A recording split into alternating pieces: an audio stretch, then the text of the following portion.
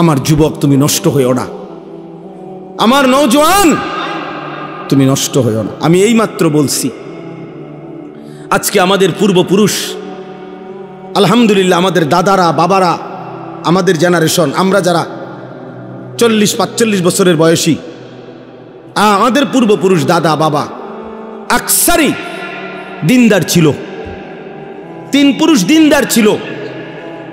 আজকে তোমরা যারা 18, 20, 25 বছর বয়সে তোমরা একটা ওয়াক্ত নামাজ পড়ো না, সারা দিন সারা রাত মোবাইল, নারী, ছবি, অশ্লীল দৃশ্য, উলঙ্গ নাচ গান নিয়ে ব্যস্ত আছো, তোমাদের হাতেও একটা জেনারেশন আসবে। আল্লাহ চাহে তো ইনশাআল্লাহ তোমরাও বিয়ে করবা, আল্লাহ দিলে তোমাদেরও বাচ্চা সন্তান হবে।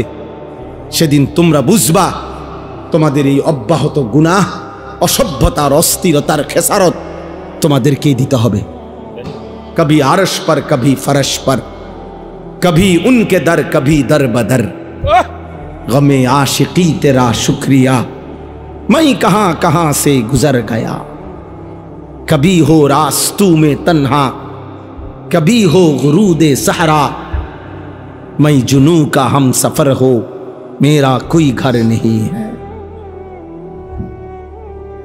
रसूलुल्लाह सल्लल्लाहु अलैहि वसल्लम যেন বলতেন এটা, मेरा कोई घर नहीं है, আমার কোনো ঘর নাই, উম্মতের দুয়ারই আমার ঘর, উম্মতের দুয়ারই আমার ঘর। কবি হো রাস্তু মে তন্হা, কখনো রাস্তায় আমি একাকী ঘুরছি, আল্লাহর কথা ফেরি করছি, কখনো শূন্য মরুভূমিতে একাই হাঁটছি, উম্মতের জন্যই চোখের পানি ফেলছি, চোখের পানি ফেলছি।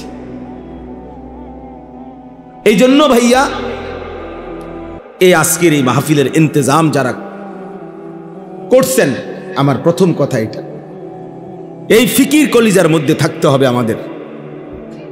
মুসলমানের এই নওজোয়ান, এরা নামাজ পড়বে শতভাগ কোন দিন? আমাদের এই যে ভরপুর ছেলে, আলহামদুলিল্লাহ এখন রাত 12টা 9 বাজে, রাত গভীরে যারা আল্লাহর কথা শুনতে বসছে, তারা ইচ্ছা করলে তাদের কলিজার ভিতরে যদি আল্লাহর মহব্বত কলিজা ছিঁড়ে বুঝানো যাইতো, তারা আজকের 5 ওয়াক্ত নামাজের সেজদাও দিত। কিন্তু প্রিয় বন্ধু, তোমরা ইনসাফ করো, অনেক ছেলে তোমরা আলহামদুলিল্লাহ এত রাত বসছো এক মৌলবীর বয়ান শুনতা, কিন্তু এমন অনেকেই আছো যারা আজকের সারা দিনে 5 ওয়াক্ত নামাজের 1 ওয়াক্ত নামাজও পড়ো নাই। হায় বন্ধু, আমার দোস্ত, আমার সন্তান, আমার ছেলে, আমার ছোট ভাই, তুমি করলাটা কি? কারে নারাজ করলা? কারে নারাজ করলা? কেমনে পারলা? কেমনে সম্ভব হইল এই বেনামাজি জিন্দিগি? এশার নামাজও পড়লা না, এই অবস্থায় দোস্ত যদি ঘুমাও, অনেকে রাত ভোর জেগে জেগে নারী দেখো, ছবি দেখো, মোবাইলের অস্থির দৃশ্য দেখো, নারী আর ছবি দেখে প্রিয় বন্ধু ছেলেরা শরীর তো নাপাক হয়, হারাম বীর্যপাত হলে শরীর তো নাপাক হয়। তো এশার নামাজও পড়লা না, শরীরটাও নাপাক, এই অবস্থায় ঘুমায় রইলা। আমার বন্ধু, যদি এই রাত আর ভোর না হয়, এই ঘুম যদি আর না ভাঙে, আল্লাহর কসম, গতকালকের পত্রিকাতেও আসছে, ফিলিস্তিনি এক 6 বছরের বাচ্চা, সে সাক্ষাৎকার দিছে, আমি আমার বন্ধুদের সাথে খেলতেছিলাম, হঠাৎ করে বোমা পড়ছে, আমি বেহুশ হয়ে গেছি। আমার যখন হুঁশ আসছে, 6 বছরের মাসুম বাচ্চা বলতেছে, আমি হুঁশ ফিরে আসার পরে দেখি আমার ডান হাতটা নাই, আমার হাত আমার সাথে নাই, আমি আর হাত খুঁজে পাই নাই। কত অনাথ, কত অসহায়, কত বাচ্চা বাবার স্নেহ, মায়ের আদর থেকে বঞ্চিত। প্রিয় বন্ধু, প্রিয় ছেলেরা আমার, বাবারা আমার, ইনসাফের সাথে ভাইব। এই পৃথিবীতে এই মুহূর্তে রানিং মুসলমানের পবিত্র লাশ বোমার আঘাতে উপরে উঠে টুকরা টুকরা হয়ে ছিন্ন ভিন্ন হয়ে গেছে। ফিলিস্তিন যেন আরেকবার উহুদের ময়দান দেখাইছে যুবক।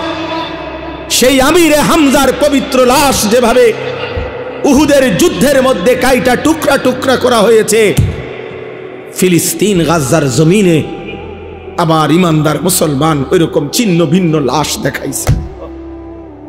এমন দুর্বিষহ মুসলমানের যখন হালাত, মা যখন কাঁদে, শিশু যখন কাঁদে, রক্তের উপরে যখন ইমানদার গড়াগড়ি খায়, এই যুবক এই অবস্থায় তুমি উলঙ্গ ছবি দেখো, মোবাইল দেখো, নাচ দেখো, একটা সেজদা দাও না, এটা ইনসাফ না যুবক। এটা মুসলমানের বাচ্চা হইতে পারে না, এটা ইমানদারের সন্তান হইতে পারে না বেটা। তুই কোনো মানুষের বাচ্চা না বেটা। তোর ভিতরে কোনো ইনসানিয়ত বলতে, মনুষ্যত্ব বলতে বলতে কিচ্ছু নাই বেটা তোর।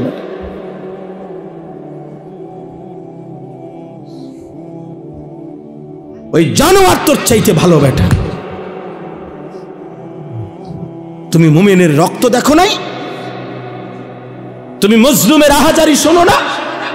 ওমা লাকুম লা তুকাতিলুনা ফি সাবিলিল্লাহ ওয়াল মুস্তাদাফিনা মিনার রিজালি ওয়ান নিসাই ওয়াল বিলদান আল্লাযীনা ইয়াকুলুনা রাব্বানা আখরিজনা মিন হাযিহিল ক্বরিয়াতি যালিমি আহলুহা। আল্লাহ বলে তোমাদের কি হলো? তোমরা কেন আল্লাহর রাস্তায় জীবন দিচ্ছ না, জিহাদ করছো না? অথচ দুর্বল পুরুষ, শিশু, বৃদ্ধা, নারী, বাচ্চা চিৎকার করে বলছে আর আল্লাহকে ডাকছে, মাওলা জালেমের এই জমিন থেকে আমাদেরকে রক্ষা করো মাওলা।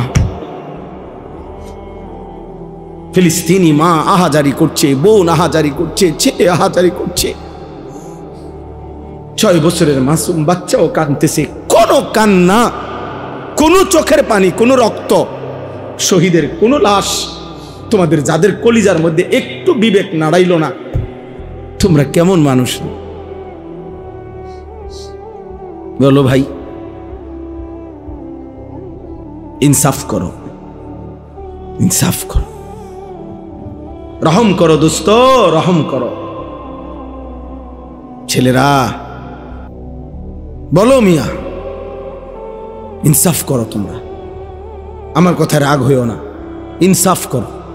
মুসলমানের সন্তান এমন হওয়ার কথা ছিল না, ইমানদারের সন্তান এমন হওয়ার কথা ছিল না। একজন মুসলমান, যার বাবা মুসলমান, মা মুসলমান, যার বংশ মুসলমান, যার রক্তে ইসলাম, এইভাবে আল্লাহকে ভুলে কিভাবে? এইভাবে আল্লাহকে ভুলে, এভাবে কিভাবে আল্লাহকে ভুলে? আমি দাঁড় করাইতে পারবো তো ভাইয়া এখন? তোমরা যারা আজকের সারাদিনে এক ওয়াক্ত নামাজ পড়ো নাই, আমি তো দাঁড় করাইতে পারবো। চেহারা দেখলে বোঝা যায় বেনামাজির। মুসলমানের সন্তান, বাপ, কার মতো চুল রাখলা বাবা? যে বেঈমান তোমার মা আর বোনের উপরে জুলুম করছে,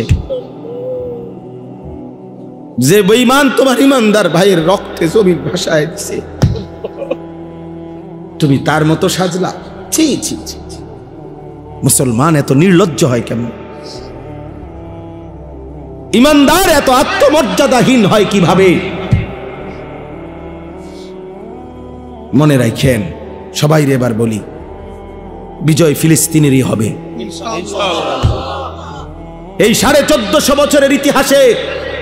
কখনোই কোনো কালে সম্মুখ যুদ্ধে, মুখোমুখি লড়াইয়ে চূড়ান্তভাবে কোনো বেঈমান কখনোই জিতে নাই, ইমানদার কখনোই হারে নাই।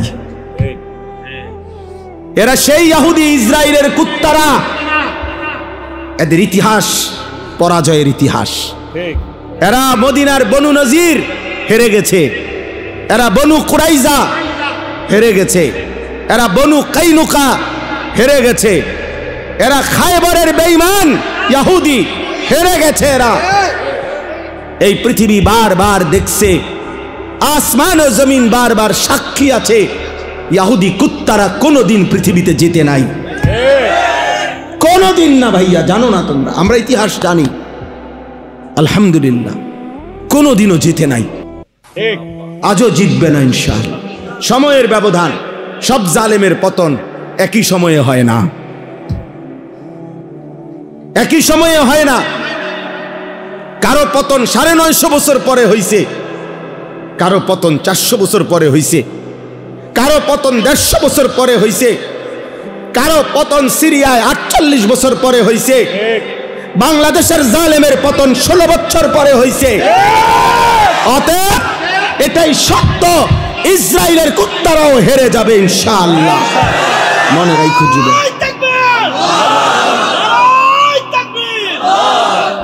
এতে কোনো সন্দেহ নাই, এতে কোনো সন্দেহ নাই। কিন্তু দেখার বিষয় হলো আল্লাহ তাআলা ঈমানের বিজয় দিবে, ঈমানের বিজয় দিবে। ফিলিস্তিন হারে নাই, মাটির নিচে হাজার হাজার মুজাহিদ অক্ষত আছে, মুজাহিদ জেগে আছে, ঈমানদার জেগে আছে। অতএব যুদ্ধের চূড়ান্ত ফয়সালা মুমিনের বিজয়, ফিলিস্তিনের বিজয়। কিন্তু দেখার বিষয় হলো আল্লাহর দ্বীনের জন্য তুমি কাজে লাগলা কিনা। বিজয় আল্লাহ করাবেনি, বিজয় হবেই হবে, কোনো সন্দেহ নাই ইনশাআল্লাহ। তো তুমি ইসলামের জন্য কাজে লাগলা কিনা। আমার যুবক তুমি নষ্ট হইও না, আমার নওজোয়ান তুমি নষ্ট হইও না। আমি এইমাত্র বলছি, আজকে আমাদের পূর্বপুরুষ, আলহামদুলিল্লাহ আমাদের দাদারা বাবারা, আমাদের জেনারেশন, আমরা যারা 40-45 বছরের বয়সী, আমাদের পূর্বপুরুষ দাদা বাবা আকসারই দিনদার ছিল, 3 পুরুষ দিনদার ছিল। আজকে তোমরা যারা 18, 20, 25 বছর বয়সে তোমরা একটা ওয়াক্ত নামাজ পড়ো না, সারা দিন সারা রাত মোবাইল, নারী, ছবি, অশ্লীল দৃশ্য, উলঙ্গ নাচ গান নিয়ে ব্যস্ত আছো। তোমাদের হাতেও একটা জেনারেশন আসবে, আল্লাহ চাহে তো ইনশাআল্লাহ তোমরাও বিয়ে করবা, আল্লাহ দিলে তোমাদেরও বাচ্চা সন্তান হবে। সেদিন তোমরা বুঝবা তোমাদের এই অব্যাহত গুনাহ, অসভ্যতার, অস্থিরতার খেসারত তোমাদেরকেই দিতে হবে। আমি একটা উদাহরণ বলি, শুনেন কামাল ভাই। আমাদের কুমিল্লার, আপনি তো চিনবেনই, মুরাদনগর মাদ্রাসার যিনি মুহতামিম শেখুল হাদিস আল্লামা মুফতি আমজাদ হুসাইন সাহেব, বাংলাদেশের একজন অন্যতম আলেম ওয়ায়েস, উনি নিজে বলছে, এক ভদ্রলোক, ওনার ঘনিষ্ঠ, ওনার মেয়েটা আরেকটা ছেলের সাথে ভাগ্যা গেছে। ভাগ্যা যাওয়ার পরে মেয়েটার তালাশে উনি বহু তালাশ কইরা মোটামুটি সন্ধান পাইয়া আনতে পারে নাই, থানায় মামলা করছে। কসম আল্লাহর, উনি নিজে বলছে ওই মেয়েটা মেয়ের বাবার কাছে চিঠি লিখছে, এটা চিঠি পাঠাইছে। চিঠির মধ্যে মেয়ে স্পষ্ট লিখছে, আপনারা দুইজন যে কাজটা করেছিলেন অবিকল আমি তো তাই করলাম, এখন আমার বেলায় পুলিশ পাঠালেন কেন? আমার বেলায় থানায় মামলা কেন? আপনারা বাপ মাও তো ভাগ্যা গিয়েই বিয়ে করছেন, এখন আমার বেলায় থানায় পুলিশ পাঠালেন কেন, মামলা দিলেন কেন? ওই বাবা অঝরে কাঁদছে যে হ্যাঁ, আমার সন্তান আমার বেইজ্জতি আমারে শোধ দিয়ে দিল, আমার পাপ আমারে বুঝায় দিল, ফিরায় দিল আমার সন্তান। এই জন্য প্রিয় সন্তান মনে রাখো, আমার কাছে আরবি কিতাব আছে, ইমাম ইবনুল কাইয়িম আল জাওজি রাহমাতুল্লাহ আলাইহির কিতাব আদ-দা ওয়াদ-দাওয়া কিতাবের নাম। এই কিতাব রোগ এবং তার ঔষধ, গুনাহের ব্যাপারে, অনেক গুনার ব্যাপারে উনি আলোচনা করছেন। তো ওইখানে জিনা ব্যভিচার, নারীর সাথে অসভ্যতা অশ্লীলতার ব্যাপারে যে আলোচনা করছেন, ওইখানে একটা বাণী আছে, আমি দাগ দিয়ে রাখছি। ইমাম শাফিঈ রাহমাতুল্লাহি আলাইহি বলছে, বিশ্ববিখ্যাত ইমাম, 4 মাযহাবের একজন ইমাম, হানাফি শাফিঈ আমরা বলি না, এই ইমাম শাফিঈ রাহমাতুল্লাহ আলাইহির একটা বাণী, উনি বলছেন আজ-জিনা কারজুন, ইমাম শাফি রাহমাতুল্লাহ বলছে, যুবক ছেলেরা বাবা শোনো, উনি বলছে জিনা এবং ব্যভিচার এটা করজ, এটা ঋণ। ঋণ যেমন সুদ দিতে হয়, তোমার এই অসভ্যতা ব্যভিচার তোমার ফ্যামিলির কাউকে না কাউকে দিয়ে সুদ দিতে হবে। আল্লাহর কসম, তোমার যদি বিশ্বাস না হয় এই কিতাব আমি দেখাবো, এবং এই কিতাবের বাংলা অনুবাদও আছে। এখন তোমারে সুদ দিতে হবে। যদি তওবা না করে ফিরে না আসে, আর আল্লাহ যদি মাফ না করে, তাহলে এটার কি দিতে হবে? সুদ। এটা ঋণ। আজ জিনা কারজুন, জিনা এবং ব্যভিচার কর্জ, ঋণ। ঋণ। অতএব দোস্ত আমার, বন্ধু আমার, প্রিয় সাথী আমার, মজলুমের দিকে আরেকবার তাকাও, ইমানদারের খণ্ড বিখণ্ড লাশের দিকে আবার তাকাও, গাজা ফিলিস্তিনের মজলুম মার দিকে আবার তাকাও, আরেকবার নিজের দিকে তাকাও। এমন মুহূর্তে একজন মুসলমান সন্তান এমন করা, নামাজ নাই, সেজদা নাই, আল্লাহ নাই, রসুল নাই, এগুলো কার মতো তোমরা চুল রাখলা? কারে তোমাদের প্রিয় মানাইরা? কার লেবাস, কার পোশাক তোমাদের পছন্দ হলো? দোস্ত আমার, কোন খেলোয়াড়ের গেঞ্জি পরলা? সে মুসলমান? আর্জেন্টিনার খেলোয়াড় মুসলমান, ব্রাজিলের খেলোয়াড় মুসলমান, তো সে তোমার পছন্দ হলো কেন? মেসি তোমার প্রিয় হবে কেন? এ তো পত্রিকা আসছে, ওর 2টা বাচ্চা হওয়ার পরে, যে মহিলার থেকে 2টা বাচ্চা হয়েছে, তার 9 বৎসর পরে ওই মহিলারে বিয়ে করছে 2টা বাচ্চা লইয়া। হ্যাঁ, এটা তো আমি নিজ চোখে দেখছি ব্যাপারে। 9 বৎসরের অবৈধ মেলামেশায় 2টা বাচ্চা হয়েছে, এরপরে 2 বাচ্চা লইয়া হে ওই মহিলারে বিয়ে করছে। 9 বছর পরে, বাচ্চা হয়েছে আরো 9 বছর আগে। এত বড় অসভ্য কোন মুসলমানের সন্তানের মডেল হইতে পারে? তো তোমার চুল তার মতো হবে কেন? সামান্য বিবেকও কি থাকবে না মিয়া? বলো। হাইসো না বাপ, হাইসলে মনে রাখো তুমি প্রতিবন্ধী, মূলত তোমার তার সিরা। এই জন্য কোনো কথাই তোমার উপরে আসর করে না, কারণ মাতাল এমনই হয়, যার তার সিরা পাগল, সে সব কথাই হাসে, কারণ তার তো তার সিরা নাই। তো বিবেকের দংশন থাকা উচিত, নাই তো বিবেকের মধ্যে একটু অনুশোচনা আসা উচিত যে আমার কি করণীয় এই মুহূর্তে পৃথিবীতে। 1948 সালে ব্রিটিশ এই ফিলিস্তিন ভূখণ্ডের তাদের অধিকার ছেড়ে দিছিল। 1948 সালে ইসরায়েলের এই বেঈমানরা অবৈধভাবে তাদের এই রাষ্ট্র ঘোষণা দিয়ে সেদিন থেকে মুসলমানদের উপরে ফিলিস্তিনে জুলুম শুরু করেছে। আমার ভাই, আজকে 77 বছর। কসম আল্লাহ, তুমি এখন ক্যালকুলেটর লাগাও, 1948 থেকে 2025, 77 বছর একটানা মজলুম ফিলিস্তিনি রক্ত দিচ্ছে, জীবন দিচ্ছে।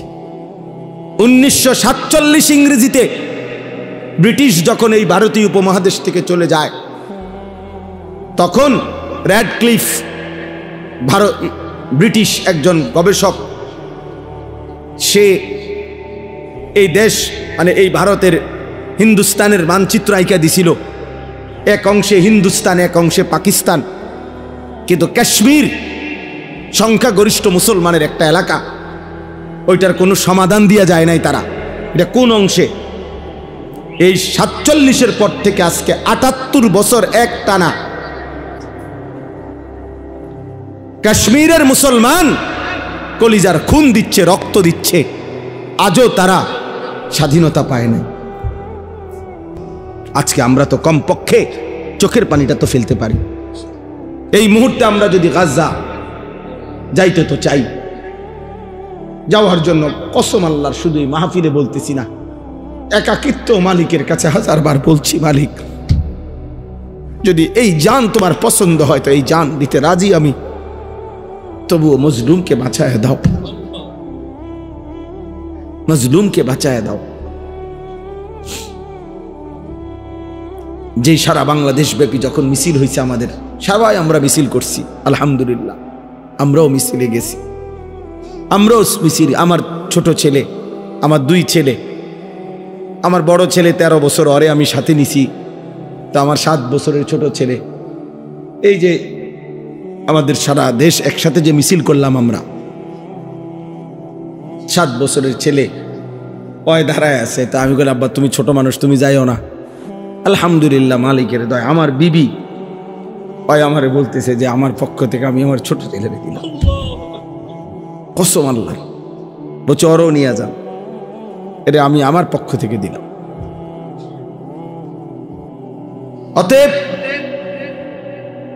আমি এই মাত্র বলছি, রাসূলুল্লাহ সাল্লাল্লাহু আলাইহি সাল্লামের একজন মহিলা সাহাবী হযরত আয়েশা রাদিয়াল্লাহু তাআলা আনহার বড় বোন হযরত আসমা রাদিয়াল্লাহু তাআলা আনহা, ওনার ছেলে ছিলেন আব্দুল্লাহ ইবনে জুবায়ের রাদিয়াল্লাহু তাআলা আনহু, বিখ্যাত সাহাবী।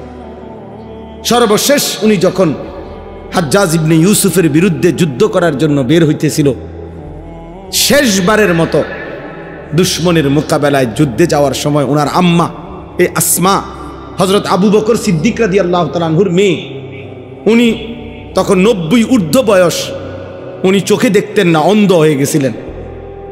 এই মহিলা আসমা আবু বকর রাদিয়াল্লাহু তাআলা আনহুর কন্যা, মানে আয়েশা রাদিয়াল্লাহু তাআলা আনহার বোন। তো আব্দুল্লাহ ইবনে জুবায়ের ওনার ছেলে, উনি যুদ্ধে যাবে, শেষবারের মতো মার কাছে আসছে বিদায় নিতে। মারে আয়েশা বলছে, মা আমার এই শেষবারের মতো দোয়া করে দাও, আমি শহীদ হওয়ার জন্য দুশ্মনের মোকাবেলায় যাচ্ছি। তো মা তো চোখে দেখে না, আমরা নিজে উর্দু কিতাবে পড়ছি। উনি কাছে আসছে, মা ওনারে কাছে আসতে কইছে, তো কাছে আসছে, আর হযরতে আসমা চোখে দেখে না, আমি হাত বাড়াইছে ছেলের গায়ে দোয়া করার জন্য, হাত লাগাইয়েই হাত সরাই ফেলছে সাথে সাথে। হযরত আব্দুল্লাহ ইবনে জুবায়ের অবাক হয়ে গেছে যে আমার মা আমার গায়ের থেকে হাত সরাই ফেললো কেন। ওনার আম্মা আসমা 90 বছরের ঊর্ধ্বে যার বয়স, মুসলিম নারী, সেই মা বলতেছে, আব্দুল্লাহ তুমি না শহীদ হওয়ার জন্য যুদ্ধে যাচ্ছ বললা? বলছে, হ মা, শহীদ হওয়ার জন্যই তো যাচ্ছি। হযরত আসমা বলছে, তাহলে সন্তান আমার লোহার বর্ম গায়ে দিলা কেন? লোহার পোশাক গায়ে দিলা কেন? যদি বলো শহীদ হবা, তাহলে গায়ে লোহার পোশাক পরলা কেন? তুমি না বলে শহীদ হবা, খোলো এই পোশাক, আল্লাহর জন্য জান দিয়ে দাও। তো পোশাক খুলে ফেলছে উনি, এরপরে খালি জামায়, শুধু স্বাভাবিক জামা দিয়ে যুদ্ধ করে হযরত আব্দুল্লাহ ইবনে জুবায়ের শাহাদাত বরণ করছে।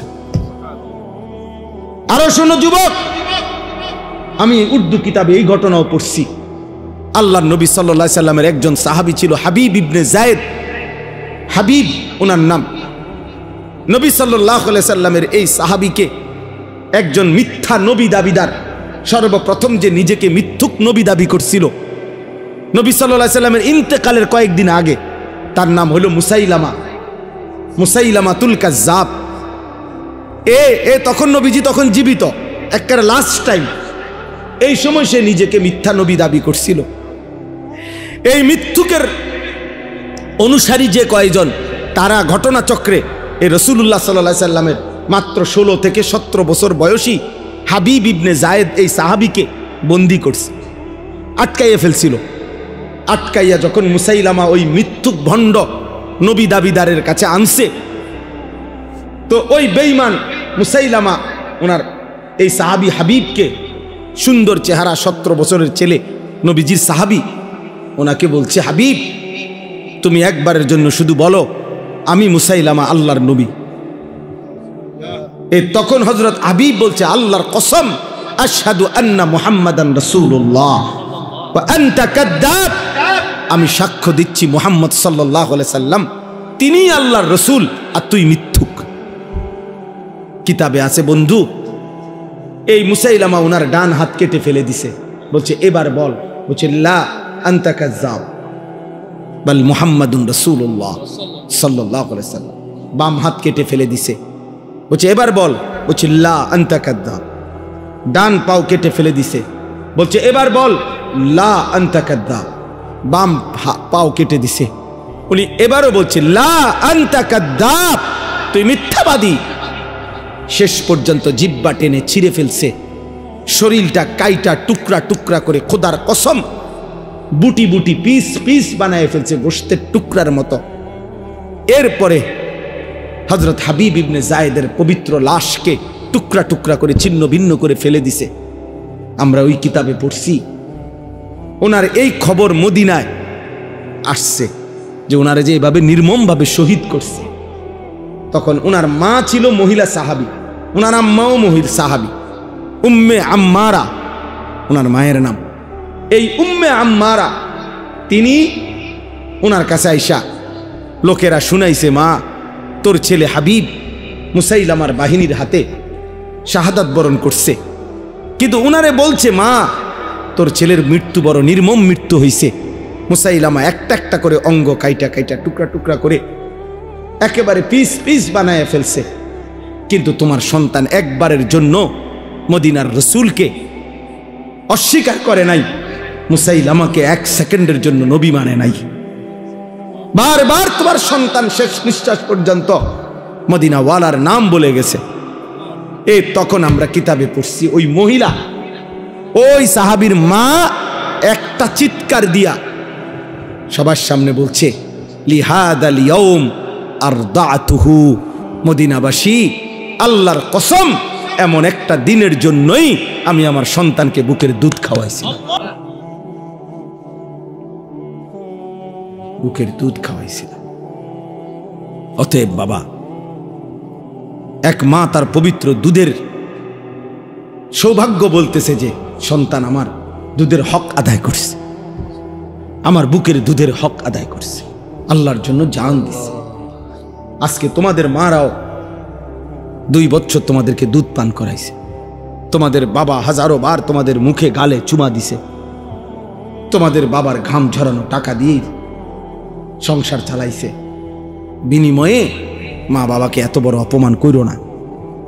রাসূলুল্লাহ সাল্লাল্লাহু আলাইহি ওয়াসাল্লাম 23 বছরে কি পরিমাণ কাঁদছেন, তিনি কাঁদছেন। আমি প্রায় বলি এ কথাটা যে নবী সাল্লাল্লাহু আলাইহি সাল্লাম অসংখ্য উম্মতের আমল নামা দেখে যখন দেখবে পৃষ্ঠার পর পৃষ্ঠা নামাজ নাই, রোজা নাই, হালাল হারামের কোনো অনুভূতি নাই, পাক নাফাক বলতে কিচ্ছু নাই, আহা 30 বছর ফজরের নামাজ পড়ে না, এমন উম্মত 40 বছর কোনোদিন হারাম ছাড়া হালাল খায় নাই, সুদের ব্যবসা করে গেছে 40 বছর, দাড়ি কাইটা গেছে 30 বছর, মিথ্যা বলছে 60 বছর বয়স, আমল নামায় দেখা যায় বিড়ি আর সিগারেট ছাড়া কোনো দিন বাকি নাই, গালি ছাড়া কোনো দিন নাই, নাচ গান টেলিভিশন ছাড়া কোনো রাত নাই। আল্লাহর কসম নবী সাল্লাল্লাহু আলাইহি সাল্লাম ওই উম্মতের দিকে তাকাইয়া চোখের পানি ফেলে নবীজি বলবে, উম্মত আমার 23 বছরের চোখের পানি, আমার তায়েফের রক্ত, আমার উহুদের দান দান শহীদ, বিনিময়ে এই আমল নামা।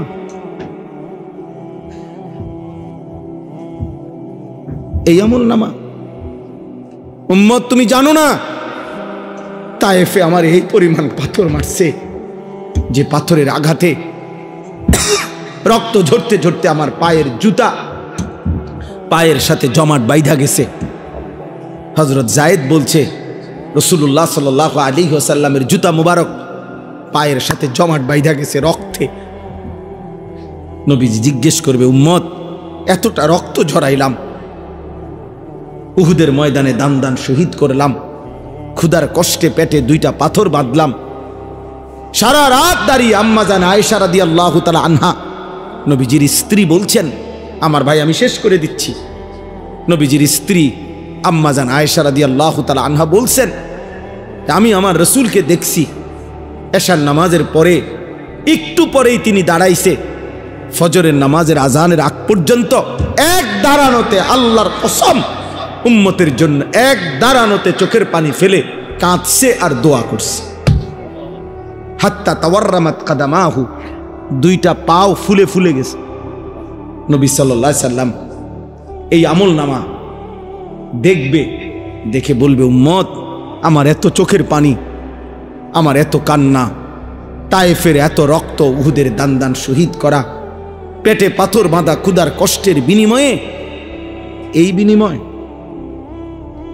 যদি কোনো বাবা তার ছেলেকে বলে, বাপ, গত 12টা বছর আমি তোরে জমি বিক্রি করছি, ভিটা বিক্রি করছি, আমার একটা হালের বলদ ছিল, এটা বেচা ফেলছি, আমার একটা মোটর সাইকেল ছিল, আমি এটা বিক্রি করে দিছি, তোর মায়ের কদ্দুর গহনা ছিল, আমি সেই গহনাটাও বিক্রি করে গত 6 বছর তোর ঢাকা শহরে পড়ালেখার, ইউনিভার্সিটির পড়ালেখার যাবতীয় খরচ আমি বাপ দিছি, বিটাটা পর্যন্ত বিক্রি করে দিছি, বন্ধক দিয়ে দিছি, বিনিময়ে আজ 6 বছর পরে তুই এই কি ফলাফল আনলা, এখানে ফেল। এই বাপ কি কাঁদবে না তখন? কথা বলেন না কেন?